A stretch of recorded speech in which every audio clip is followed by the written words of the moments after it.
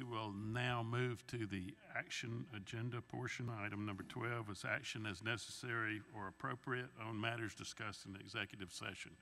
First of all, I'm sure we had some selective employment items. Would somebody like to make the motion? Ms. Gardner. Okay. I move that we approve the selected employment items as shown in Exhibit A. Do we have a second? Ms. Huddle? Okay, and discussion on the matter. There's seeing none. I'll call for the vote. All in favor?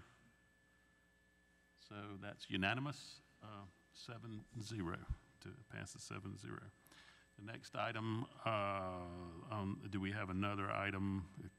We do. Okay, Ms. Gardner. I move that we award AstroTurf Construction Corporation the bid for Dutch Fork High School track surface removal and replacement and utilize contingency to fund the $40,284 difference. Do I hear a second? Ms. Moore. Okay, let's see. Do we have any discussion on the matter? Ms. Huddle. I just thought Ms. Gardner might want to explain why it went over and the fact it was the winning bid and the next highest one and all that. Or someone explain that. Maybe someone should explain that. I think we should ask Mr. Biedenbaugh. Mr. Biedenbaugh, would you address that?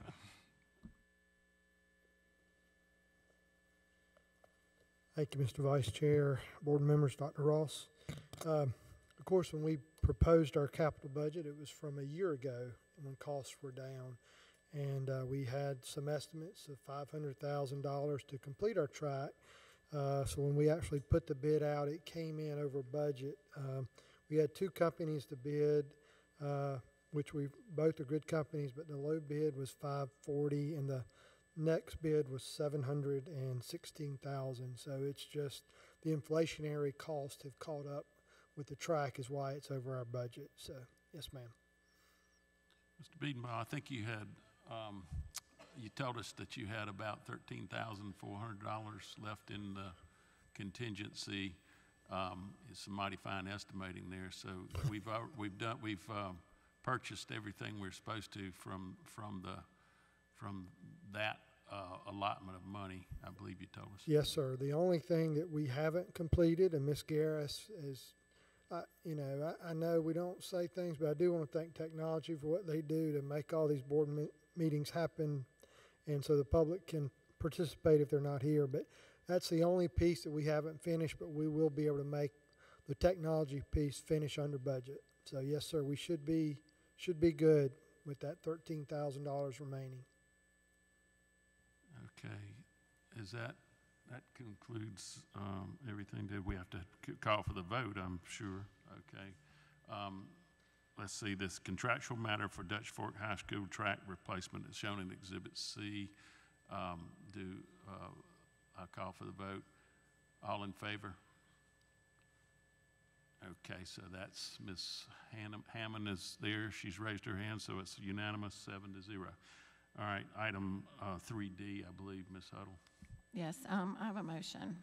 I move that upon recommendation of the detailed procurement auditor, we send the letter notification regarding identification of likely significant deficiencies, material weaknesses, and/or direct and material legal noncompliance as read during the meeting to the South Carolina Department of Education and enter the letter into the minutes of this meeting.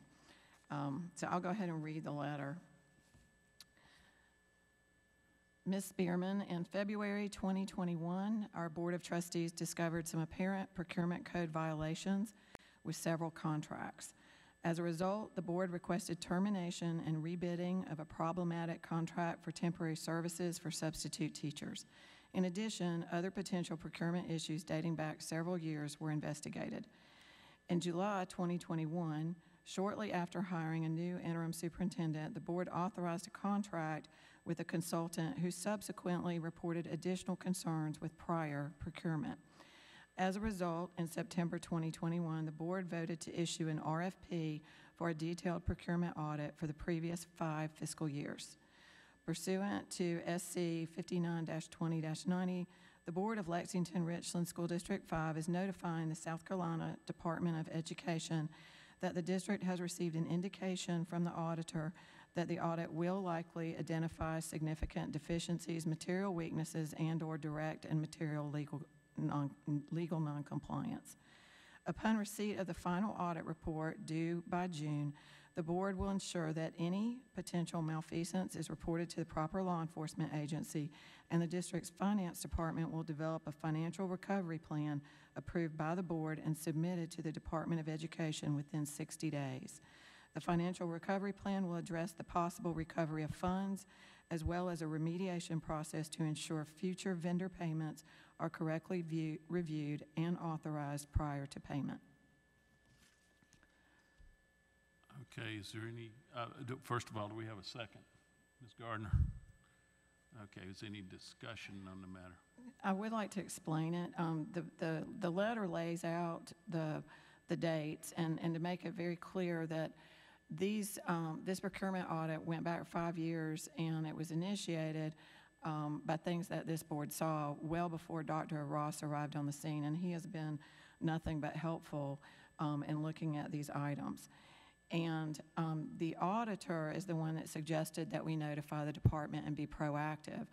We do not have a final audit report yet. It may come in May, it may be June, but definitely by June we should have it. The other thing I'd like to point out is that we are talking about a great deal of money, hundreds of thousands, if not potentially millions of dollars. And again, I think it's a good thing that we let the Department of Education know, rather than be like some other school districts where you get the letter from them and it shows up in the newspaper. We want to be proactive and let them know that something is coming, and we intend to deal with it when it does. Any questions? Ms. Blackburn-Hines. All right.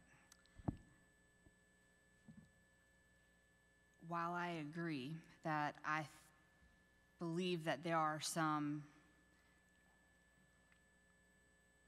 deficiencies or material weaknesses, I've heard, the speculation from different board members, from the public. I've seen things, since my time on the board. I don't disagree that there are questions. What is concerning to me about sending this letter right now is that 10 minutes before we came into this meeting, we were handed a packet of information which includes some comments on different pages. I mean, to be honest with you, I haven't even been able to read through it because I received this right before we came out to this meeting. And I know attached to that was an email with Ms. Huddle with the auditor.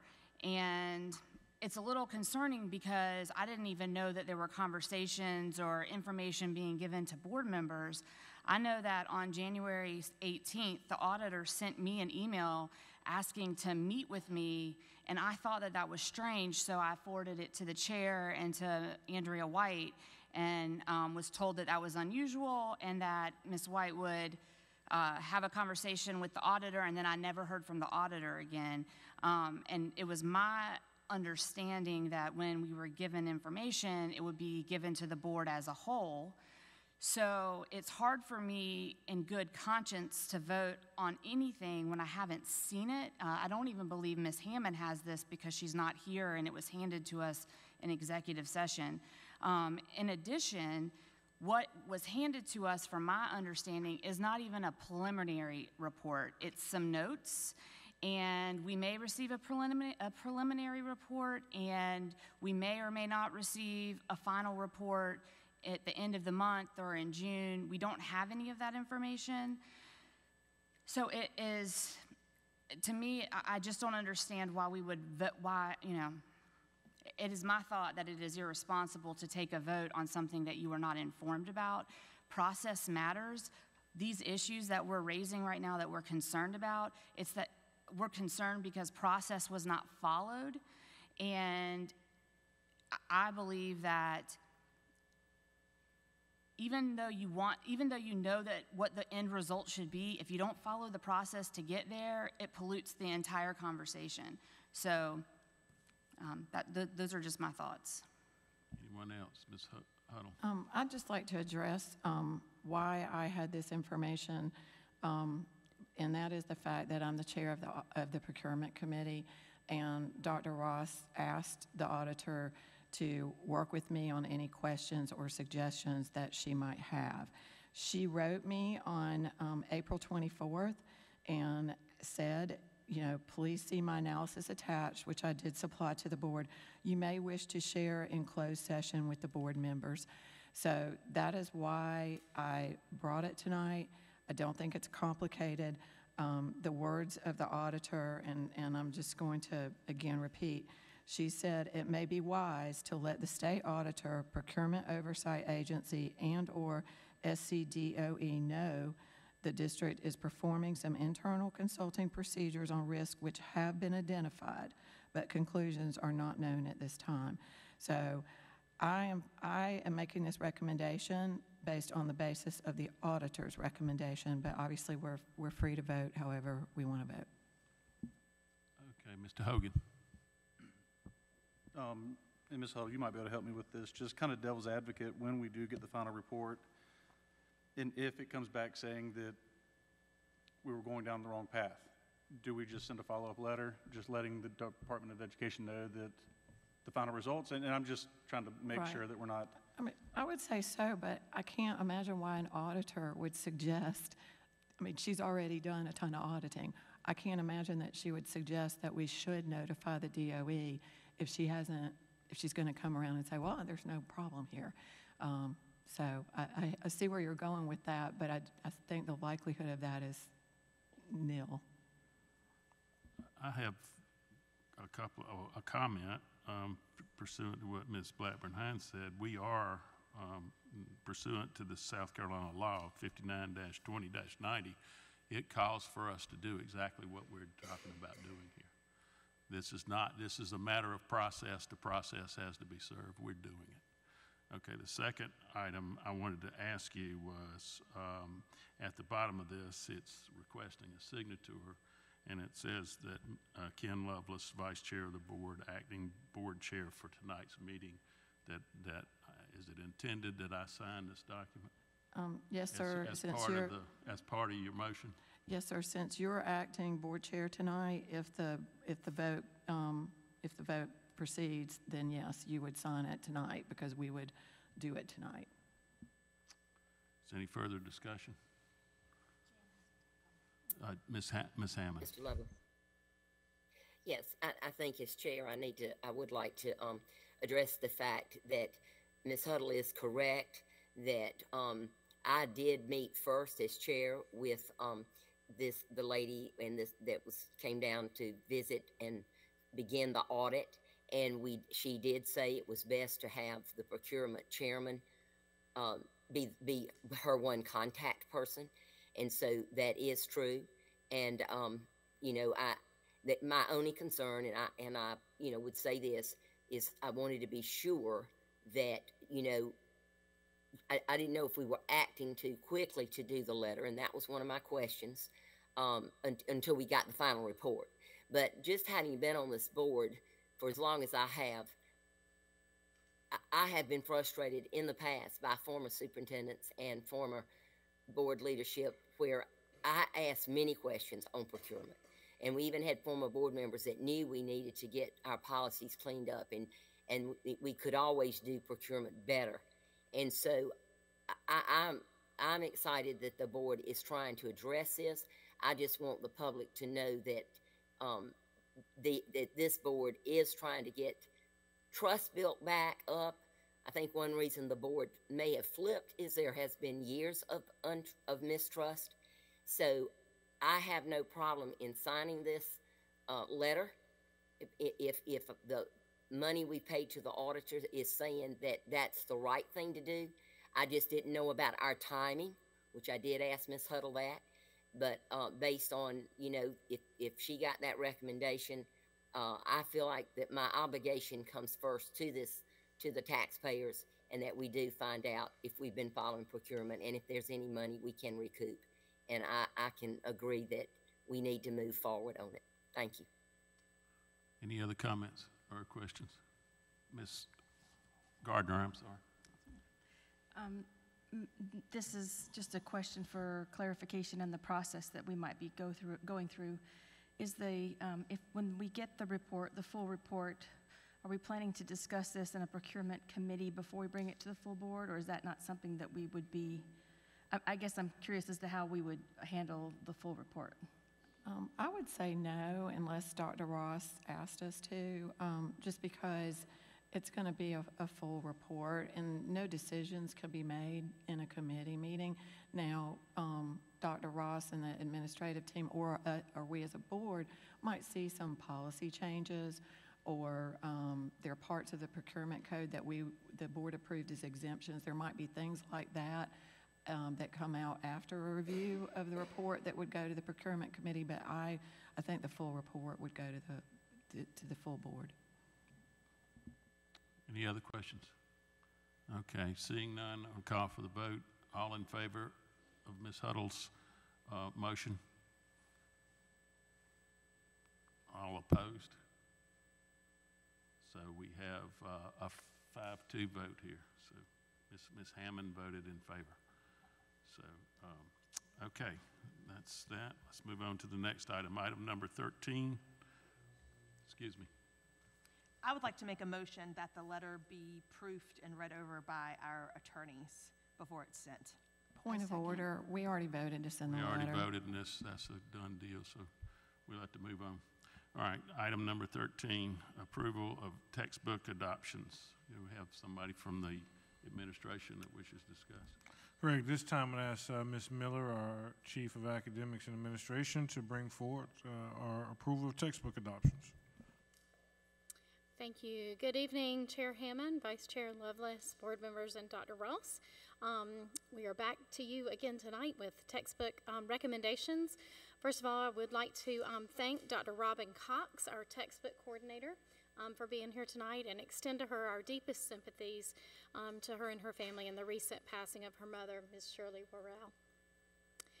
Also, I'd like to thank Ms. Melanie Sanford, our social studies coordinator, for being here tonight and for her leadership and working with our committees to review the state recommendations and bring them to our, bringing forth the recommendation of our district committees for adoption tonight. So just to review again with you the process that these materials have gone through to this point. So at the state level, the state committees reviewed the social studies instructional materials beginning in the summer of 2021 based on the State Department of Education requirements. And then based on those state level committee recommendations over the last several months, the State Department of Education provided a public review of the instructional materials. And at the end of the public review period, the State Board approved the recommendations and provided the list of those approved textbooks to the districts in South Carolina. District 5, using the list of approved textbooks from the state level, and of course following our board policy IJJ, textbook selection and adoption, the district review and selection process began in March. So final recommendations from the district committees, and I'll remind you that those committees consisted of administrators, teachers, and parents, were made by the end of April and are being presented to you for approval tonight. So the administration supports the approval of these instructional materials and recommends that the board approve the 22-23 social studies textbook adoptions.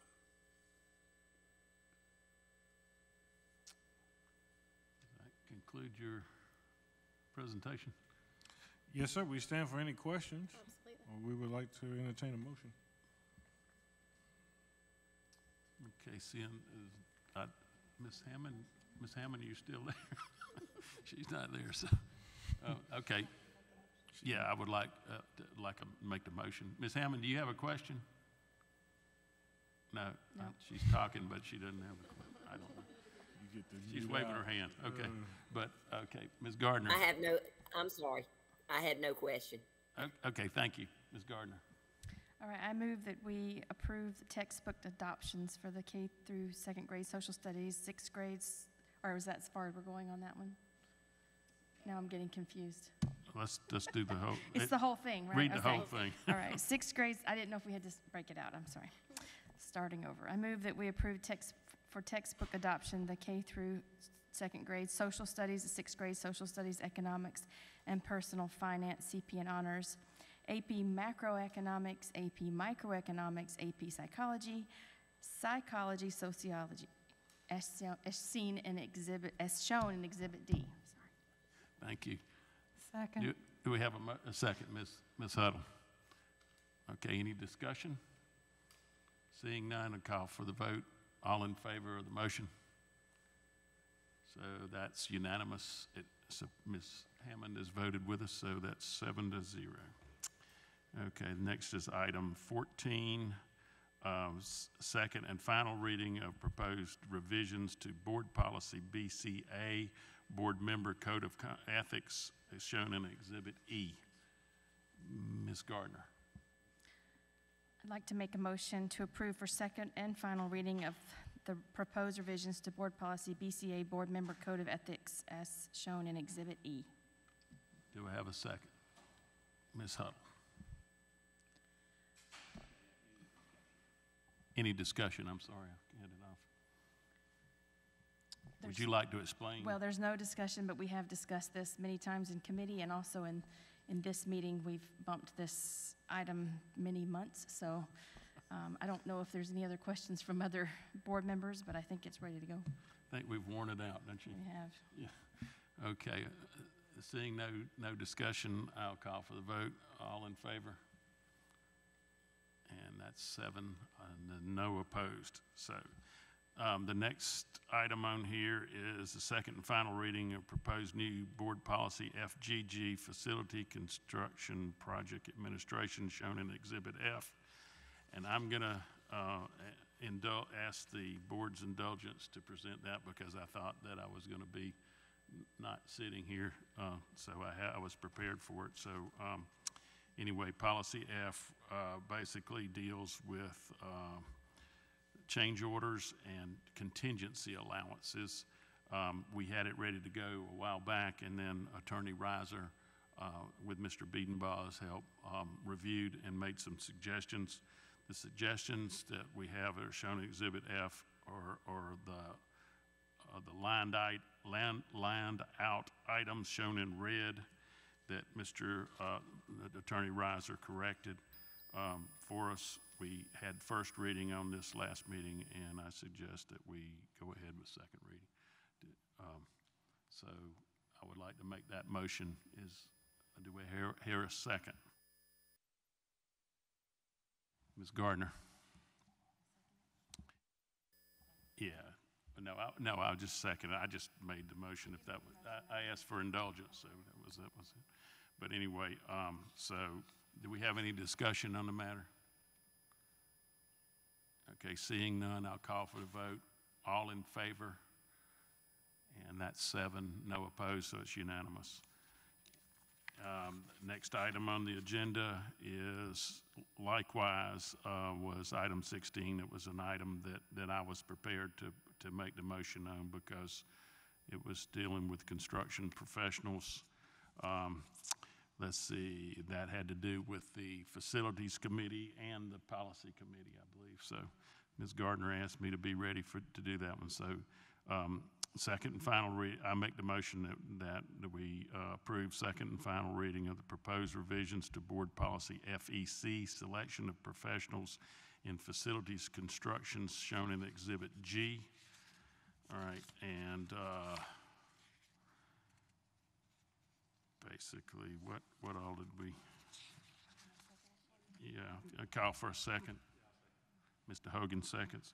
Okay, and then the proposed policy again, the changes in it. We had made the policy. I think it was a brand new policy in September, and then we had some suggestions from the administration that we make some revisions to it. So the proposed addition to the policy again had to do with contingencies in contracts, and we talked about that at the last meeting. Are there any questions about that?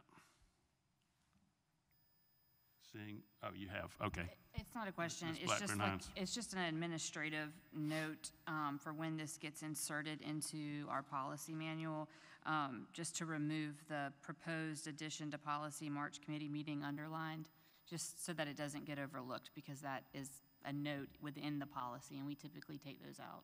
Yes, ma'am. Okay, Yes, just want, That's true. And if anything that we've done that similarly on the other policies, if you would please remove those, Ms. White. Go ahead. Just as a procedure, I was told, and maybe Ms. White can tell me otherwise, but that we hand these over to, the School Boards Association puts them online for us, and they edit and make sure it looks right and it's written right, and that it's exactly what it's supposed to look for being online. So hopefully they'll look at that and make sure that doesn't get in there, but hopefully, yeah. So we're relying on them to edit it just in case we have any T's that are not crossed right or whatever, that kind of thing too, so. Okay, any further comments or questions? Go ahead, Sorry, Ms. I have Gardner. one more comment. I just wanted to remind or to note, since we've been talking about these policies for so long, that FGG is a new policy that we're doing second reading, and FEC was a new policy in September, and this all has to do with trying to tighten down the way that we do construction and projects and contracts. And it's important to note that since we see as a board that we are going to be possibly doing a bond referendum, or we're definitely, building a wing on at Irma High School, that we want to be accountable for how we're building and how we're spending the money, and these policies help do that. If we follow them, they will protect us and protect the community and the money that we have out there and the school district. So I appreciate Mr. Lovelace for a lot of the wording that was involved in these. So they're born and forged out of necessity, Yes. correct? Okay, thank you. So, do we have any more discussion? Okay, seeing none, I'll call for the vote. All in favor? That's 7-0, so we don't, it's unanimous. Okay, the next item is Ms. Gardner, if you would. I move for second and final reading of proposed revisions to Board Policy BDG, School Attorney Legal Services, as shown in Exhibit H. Do we hear a second? Ms. Huddle, any discussion? Okay, so Ms. Gardner. We've had many people look at this policy, and there's a few changes from the last reading because of some suggestions from another attorney, from Attorney Andrea White. And I don't know if she wants to address that tonight with us, but just for this policy, maybe the next one she might need to address, but for this policy, she did recommend that we put a sentence that says, the board retains the right, this was us, the board retains the right to counsel with or employ other attorneys, and then she recommended that we add who have been approved by the board pursuant to an RFP, which is basically stated in the other policy, or the administrative rule also. That was sort of added by her, and I didn't have any exception to that. I think that's good wording. And also the second thing that was added in this policy is that, and I don't know if you guys have, I think you do have a copy of this, but the district will only pay for legal services that are provided in accordance with the board-approved scope of representation or otherwise authorized by the board policy. And we had changed, here's where the craziness gets. We had actually added, and we had talked about adding the fee agreement into that sentence, and so it probably should read, and I do have a copy of it if anybody needs it. The district will only pay for legal services that are provided in accordance with the board-approved scope of representation in accordance with the fee agreement or are otherwise authorized by board policy. Yeah. Yes, ma'am, please do offer clarification. And I took out the word fee agreement, and the reason is that most lawyers don't work pursuant to a contract. We give you what our fees are, but we don't work pursuant to any kind of contract or fee agreement. As far as that's not included, the scope of representation is what you tell us you want us to do, but that would not typically be in a fee agreement because we give you notice of our fees, but there's no agreement that y'all sign. So that's why I changed it to simply say scope of representation or as authorized by the board. So that, you know, for instance, if you hire a lawyer who's going to do special ed work and that's the understanding you have with that lawyer, and then that lawyer turns around and is doing work in the personnel area and has not been approved for that, then you wouldn't then pay for that if the board had not authorized it. That was my intent in making that change. All right, well, can I just ask a question? And so Yes. would there be exception to say, though, in accordance with the fee agreement? Because we were told, well, we had agreed and with other recommendations that we should have a fee agreement with the lawyers so that we know how much they're charging hourly. Right, and we provide that. So what if we said this? In accordance with any executed fee agreement or any established fee agreement, because it just depends on what you're going to want. Like for us, for example, we tell you what our rates are, right? And then our bills are itemized, so you can go through and see what you're paying for. But we don't have a fee agreement, my law firm, that is signed by the board and signed by our firm. We could do that if you asked us to do that, but that's not typically something that lawyers do. So if you worded it that way, I think that would cover it. Okay. Ms. Huddle? It might not be typical, but, I mean, how else are we to be protected if, you know, there's no fee agreement? And there's no question, I mean, there's nothing wrong with doing that, and we can certainly do that. What I'm saying is that probably most of the lawyers you have don't have a fee agreement. They have a statement of fees that is provided to the administration or to the board, but there's nothing that's executed by the board and the attorneys. But that's certainly something that could be started. So it wouldn't have to say agreement, it could say Fee board structure? approve it, fee structure. Fee structure. That would be a better word, would be fee structure. Thank you, Ms. Huddle. I think, I mean, if I may say so, I think that the purpose of this was to more tightly define what we're seeing with these, this vast number of attorney bills. Right. And we have people that are not the authorized person authorizing people to do things with attorney's bills. And I'm not at all suggesting this pertains to you, but I'm talking about it in the past we have had that. And so what we're trying to do is tighten down on the scope of work and then what we're being billed for. And we want to be able to see, as a matter of just good management, that the invoices that are coming in pertain exactly to the item that's suggested. And also, we're asking that this fee agreement have in there who the person, the district authorizes to be the contact with the attorney is. And so we've seen it where that is not the case, and where we've had people that were certainly not authorized have been involved, and you know, we're being billed for emails and things like that. Or for work that you didn't ask the lawyer to do. Yeah, we didn't ask for it to be done. There's some lawyers who will do work that you didn't ask them to do. Yeah, okay? and so we want a way to account for it and bring accountability. And then I'm talking about hundreds of thousands of dollars over the past years. And this is not something that we as a board intend to let go on anymore. So I think it makes perfect sense what you're doing. And for instance, if we as a law firm, if my firm responds to an RFP, y'all say what you want as far as the scope of representation. We respond and say, okay, we can represent you. Because, for example, I don't do any bond work. So we would say, you know, we seek to represent the district in the following areas, and then we send you a fee schedule, right, on what the fees would be and who the responsible attorneys would be within my law firm. And then that kind of becomes, it's not a fee agreement, but it is a fee structure, and then that gives you that information so you know what firm is working on what kind of matters and who the persons are in that firm that are working on District 5 matters. I think we're on the right track, and so, Ms. Gardner, as far as this motion, can you repeat that? So with that caveat, so that we can approve it. And I don't know if anybody else has any more questions or discussions. Oh, go ahead. I was just going to suggest I can amend the motion. That's probably good. Yes, I mean, I think we need to do it correctly, but we certainly want to move ahead with it because this has been on our tray for it's kind of stale.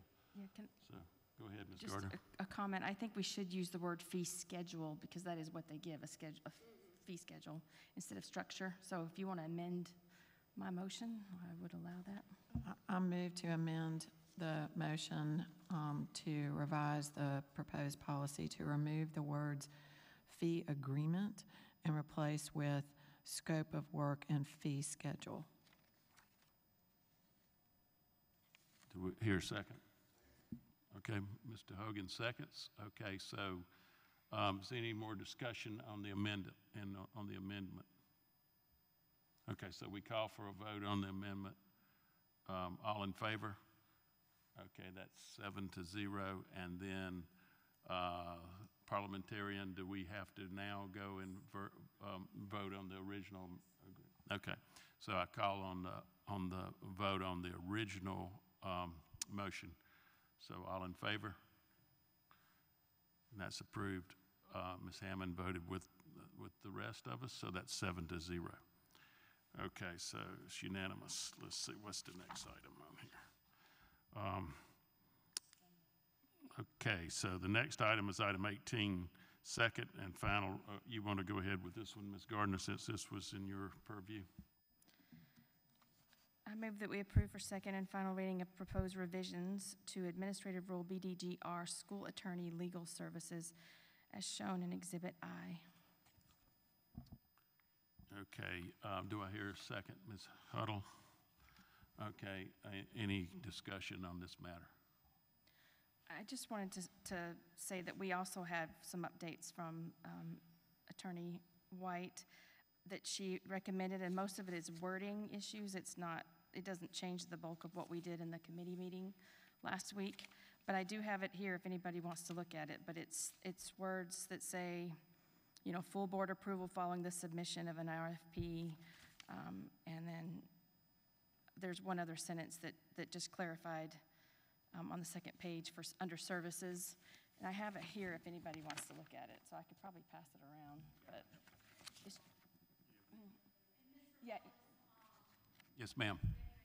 One other thing I just wanted to ask y'all a question about with that regulation. if I The could one first. she gave or the one? Okay, sure. Come on up, please. The one, do y'all have my, Amy, does everybody have a copy of my marked up? Okay.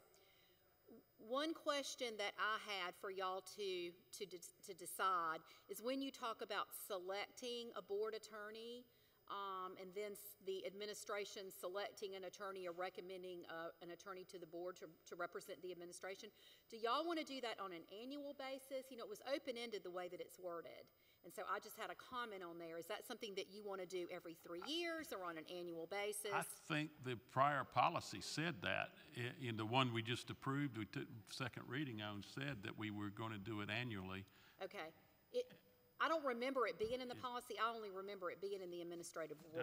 It says annually. It does say at least annually. Okay. At least annually. So I would just have the regulation mirror that, where you say the board will select a board attorney annually, and then the administration will recommend an attorney to the board annually. Okay. Just so that's clear. And I want to say that we were answering, we were also answering some questions that were submitted to the district from the South Carolina Ethics Commission about this issue, about how attorneys are selected. Mm-hmm.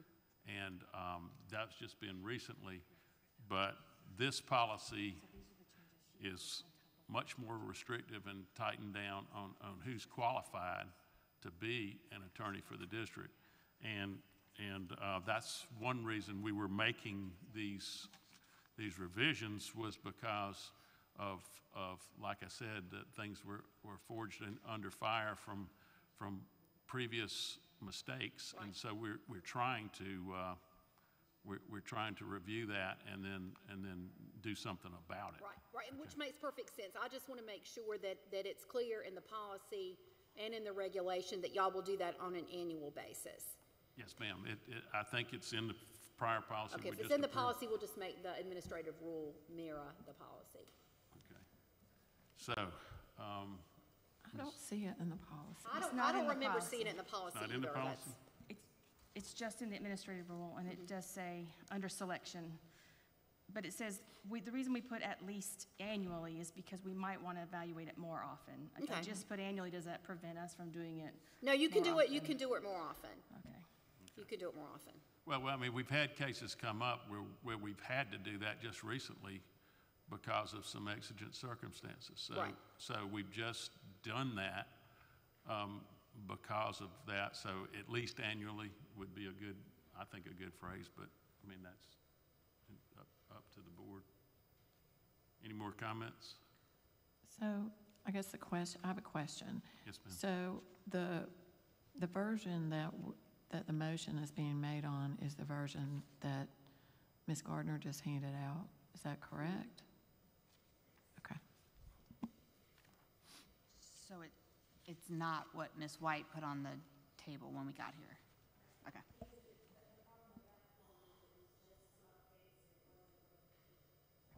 Wasn't what the committee had already agreed to last week, too. So when you put those together, that's what this is.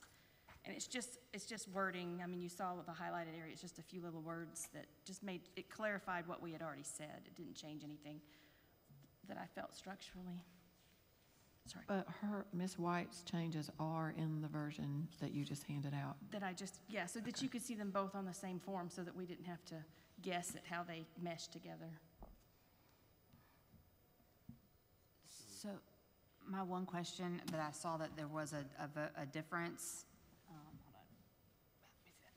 Sorry, I'm trying not to go away from the mic.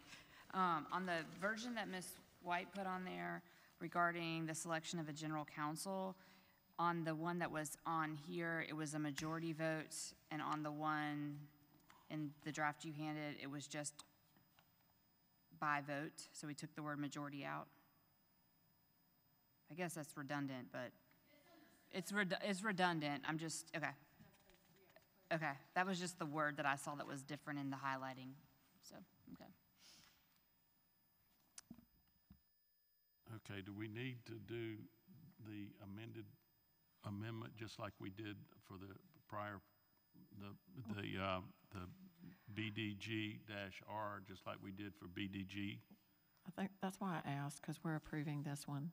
So unless people have changes to this one, we don't need an amendment. Okay, we don't need I do have a question, or maybe it's, Okay, the one we're talking about approving is it says second and final reading of proposed revisions May 9th, and above that it says with suggestions from Attorney White in yellow. That is the one that we're approving. Is everybody on the same hymnal here? Okay, so go ahead. a major change in this one is it says that we approve attorneys and not firms. The existing list, I believe, has several firms on it. So I'd just like to point out that if this passes, we probably need to reapprove that list at our next meeting, or as soon as practical. Yeah, that was understood from the committee meeting, I think. Okay, so is there any more discussion on the one with yellow? It's got every color in the book on here, but anyway, so we've had a motion, we've had a second. I call for the vote. All in favor? Okay, and that's 7-0, so that's done.